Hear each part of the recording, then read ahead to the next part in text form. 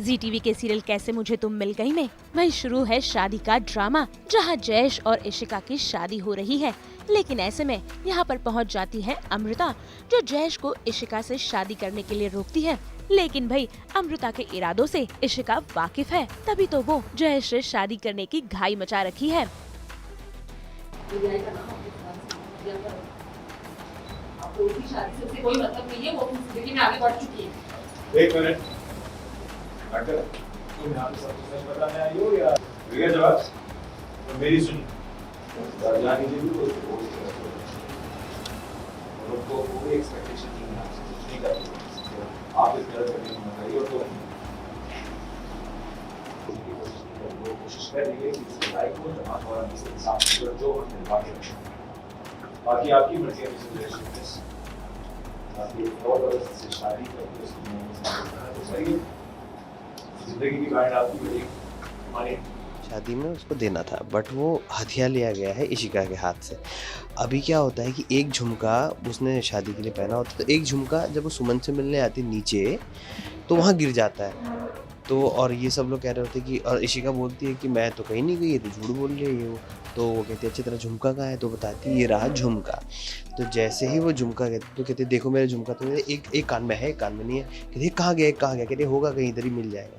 तो यहाँ पर हम रिवील करते हैं, क्योंकि यहाँ तक अमृता ने सबको बता दिया है कि भाई इशिका और जो एडवोकेट सुमन थी वो मिली हुई हैं, दोनों ने मिल करके सारी चीज़ें सारे घपलेबाजी फ्रॉम द डे वन ये सब करते आ रहे हैं। कविता भी है कि हमारा नाम ना रिवील करते, बट वो लोग बहुत स्मार्टली सिचुएशन हैंडल करते हैं। तो यहाँ पर झुमका गिरता है और जो झुमका गिरा हुआ होता है वो आता है अमृता के हाथ में। तो बताती है कि सुमन के साथ ये मिली हुई थी और ये झुमका रहा जो कि हमें नीचे गिरा हुआ मिला जब ये मिलने गई थी। तो इशिका कहती है मैं तो गई नहीं है, देखो मेकअप करने वाली लड़की इधर ही खड़ी थी।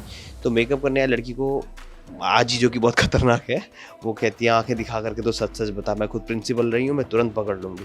छोटी बच्ची होती है, डर जाती है वो भी, तो सबको सच बताती है कि ये चुपके से गई थी मेरे कपड़े पहन करके। कहते तो विराट कहता है काले रंग की हुडी जो तुमने भी पहनी, कर हाँ यही पहन। तो उसको ट्रेस कर लेता है। यहाँ पर इशिका का शादी तो हो जाती है बट भांडाफोड़ हो जाता है। हालांकि यहाँ पर विराट आकर भी जयेश को समझाने की कोशिश करता है कि वो इशिका से शादी ना करे, लेकिन जयेश है कि किसी की बात सुनने को तैयार नहीं। ऐसे में थक हार कर विराट शेखर से सीसीटीवी फुटेज मंगवाने की बात करता है ताकि इशिका का काला चिट्ठा सभी के सामने आ जाए। लेकिन भाई ऐसा हो उसके पहले ही इशिका जयेश से ब्याह रचा लेती है, यानी कि अपनी मांग में जयेश के नाम का सिंदूर भर लेती है, वो भी जयेश के हाथों। और शेखर के पहुंचने के पहले हो जाती है जयेश और इशिका की शादी। वो सब ठीक है, देखिए तू से कनेक्ट कर जाए प्लीज। हमारी शादी हो चुकी है, यहाँ रुकिए, हमारी ड्रामे आपने उनकी शादी में लेकिन आपने मदद की और ये टेप भी देखी थी और अभी ये भी सजा भी देखी। मैं अपने पति को लेके ही सोच रही थी। मैं रोकूंगा इस घर का मालिक। इसके घर को तुमने होटल बना के रखिए, मेरी मौत का भरोसा जीत गया, राइट? पर एक बात भूल गई हो मिस।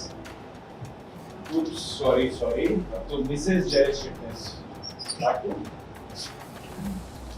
इस घर में लोग अपनी मर्जी से आ सकते हैं और अपनी मर्जी से जा नहीं सकते। समझी? सिर्फ चुपचाप आई खड़ी रहो, अपनी भाई जाती है जब तक अमृता ये पीसीआर ट्रेनिंग हो।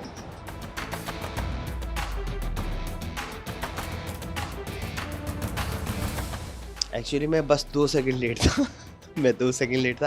काश कि अगर 2 सेकंड पहले आ गया होता ये सब हो जाता। बट इशिका ने जिस तरह से जोर किया, क्योंकि उसे पता था पकड़ी जाने वाली, उसका मेन टारगेट था मेरी शादी हो जाए। तो यहाँ पर उसने अपना प्लान था, शादी तो हो गई लेकिन उसके बाद बेइज्जती हुई, क्योंकि आगे सीन में आप देखेंगे कि वो उसको एक्सेप्ट नहीं कर पाए जयेश जी। मतलब आप देखेंगे कि गलत चीज़ हुई है, क्योंकि शादी तो कर ली बट इतनी चालाक लड़की से हुई है, तो उनको कहीं ना कहीं शायद एक गिल्ट फील होगा। आगे किस तरह से डेवलप करेंगे वो मिल जाए। अमृता विराट वही जो सबूत लेके आते हैं कि Ishika is not a good girl for Jayesh. वो लोग यही पॉइंट प्रूव करना चाह रहे हैं कि भाई ये आप ठीक है, आपने परिवार अलग कर दिया, कोई बात नहीं, और भवानी भी बाहर आ चुकी है इस सदमे से, लेकिन वो पॉइंट प्रूव करना चाह रही है कि जिससे आप शादी कर रहे हो, लाइक आपने अगर चुना है तो कुछ अच्छा चुनो ना। इस तरह का एक सीन था। तो यहाँ पर वो लोग सबूत लेके आए, सबूत के साथ आए हैं सब रिवील करने के लिए। नहीं नहीं, इसमें बबीता जी का कोई हाथ नहीं होता। उनको पता ही नहीं होता कि उनकी जो सो कॉल्ड फ्रेंड है इशिका, वो उनको हेल्प कर रही है। कि हेल्प नहीं कर रही है एक्चुअली, उनके नाम पे फर्जीवाड़े से जो जहाँ कौर का घर है वो बबीता जी के नाम पे डाल दिया, उनको पता ही नहीं है। यहाँ पर बाद में विराट जो लड़ाई भी होती है विराट और आपस में इनमें, क्योंकि एक्चुअली क्या ना यहाँ पर ये पता नहीं चल पा रहा कि अभिराज और कविता मिले हुए हैं साथ में, और कुछ ऐसा पॉइंट आता है तो कविता भी उसको डांट डपाट के भगा देती है, तो वो कुछ रिवील नहीं कर पाती उसके सामने। तो एक लूज पॉइंट यहाँ पर रखा हुआ है जानबूझ के, ताकि आप लोगों को और इंटरेस्टिंग कहानी आगे देखो। हाँ देखिए, पाप किया है तो फूटेगा ही पाप का घड़ा, तो अभी नहीं तो कभी तो कोई फूटेगा ही। अब देखते रहिए, मजा आएगा आपको। भाई अब यहाँ कहानी थमने वाली नहीं। इस कहानी में और कौन से नए हंगामे और ड्रामा और ट्विस्ट आएंगे, ये देखना दिलचस्प होगा। मुंबई से पूजा निषाद के साथ ब्यूरो रिपोर्ट।